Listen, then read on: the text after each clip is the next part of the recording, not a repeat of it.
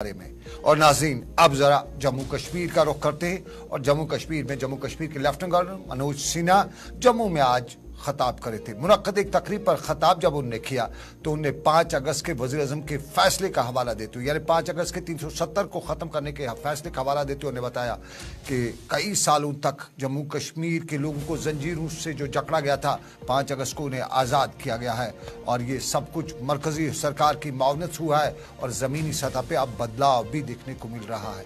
मिसालें उन्होंने बड़ी पेश की। उन्हें 31 दिसंबर 2023 के लाल चौक का नाम लेते हुए बताया कि जब नए साल का जश्न पूरी दुनिया में मनाया जा रहा था, मुल्क की मुख्तलिफ रियासतों में मनाया जाता था, तो जम्मू कश्मीर के लाल चौक का जश्न गूगल पे सर्च करिएगा तो सबसे ज़्यादा पसंद किया जा रहा है, सबसे ज़्यादा सुंदर खूबसूरत था। जम्मू कश्मीर के शहरों और कस्बों की भी उन्होंने बात की और बताया कि एक वक्त था कि यहाँ गलियों में, कस्बों में, शहरों में, देहात में गन गरज गोलियों की होती थी, नौजवान संगवारी करते थे, लेकिन आज फ़र्क है। आम इंसान और नौजवान अपने मुस्तकबल को शानदार बनाने और तरक्की की राहों को ढूंढने की तलाश में लगा हुआ है। नुमाया तब्दीली आ चुकी है और जम्मू कश्मीर का रोल मुल्क के लिए इंतहाई अहमियत का हामिल भी है।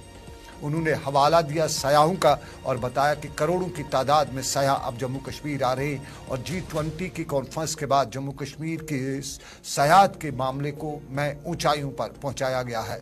जम्मू कश्मीर में सरमायाकारी की भी उन्होंने बात की और बताया कि पिछले 5 सालों के दौरान जो 9200 प्रोजेक्ट्स मुकम्मल हुआ करते थे, अब इस मुद्दत के दौरान 92,000 तामीराती प्रोजेक्टों को अवाम के नाम वक़फ़ किया जाता था। माजी का बताते हुए उन्होंने बताया कि माजी में पैसा आता था लेकिन वो गैर तामीराती प्रोजेक्टों पर खर्च करके बंदर बांट किया जाता था, लेकिन अब वो नहीं है। और माजी का से लेके हाल तक दरबार मूव की भी उन्होंने बात की और बताया कि दरबार मूव में 300 करोड़ रुपए खर्च किए जाते थे और हमने उसको बंद कर दिया है। मनोज सिन्हा ने क्या बताया, जरा तामीर और तरक्की के, उसके बाद हम आपको बताएंगे कि उन्होंने खेल के शोबे के साथ साथ दूसरे मामला पर भी बात की। 31 दिसंबर 2023 અને अंग्रेजी नववर्ष की पूर्व संध्या पर पूरे देश भर में अनेक अवसर, अनेक उत्सव आयोजित किए जाते हैं। इस वर्ष पूरे हिंदुस्तान में बड़े मेट्रो शहर हों या गोवा या बाकी स्थान, उनके वीडियो से ज्यादा वायरल श्रीनगर के लाल चौक पर 2 बजे रात तक चल रहे जश्न की तस्वीर हो रही थी। वो तस्वीरें इस बात की गवाही देती हैं कि लंबे समय से छाए अंधेरे को हटाकर जम्मू कश्मीर ने आलोक के एक नए युग में प्रवेश किया है। जम्मू कश्मीर की वादियों में आज गोलियों की आवाज नहीं,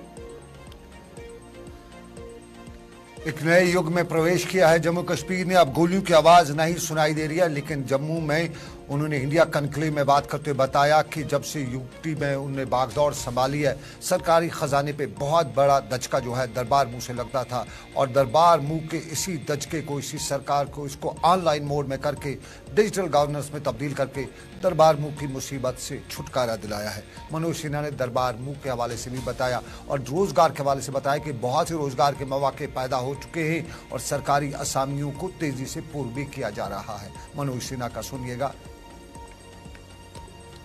अगर मैं बात करूं तो ये सच है कि वहां देर से ये प्रक्रिया शुरू हुई, क्योंकि 2020 में 7 अगस्त को मैं गया था।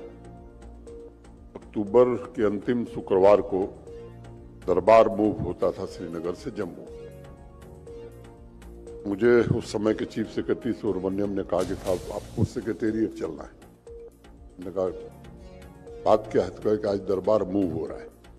मैंने अपनी आंखों के सामने 217 ट्रकों में लदी हुई फाइलें देखी थी जो श्रीनगर से जम्मू रवाना हो रही। लगभग 1000 होटल में कमरे किराए पर श्रीनगर में लिए जाते थे और 800 कमरे जम्मू में लिए जाते थे 6 महीने। उस दिन मैंने तय किया था कि अब अगली बार जब जम्मू से श्रीनगर आना होगा तो कोई ट्रक नहीं आएगी, और वो हुआ भी। मई में जब हम आए तो कोई ट्रक नहीं आई। और आज मुझे बताते हुए प्रसन्नता है डिजिटल गवर्नेंस में we are number 1 in the country. Madhya Pradesh अब तक था, मध्य प्रदेश ऑनलाइन सर्विसेज में मध्य प्रदेश को हमने पीछे छोड़ दिया है और अप्रूवल रेटिंग हमारी जो है वो मनोज सिन्हा और इंडिया कॉन्क्लेव में दरबार मूव की बात करते हैं। दरबार की भी हम बात करेंगे, अवामी दरबार की बात करेंगे।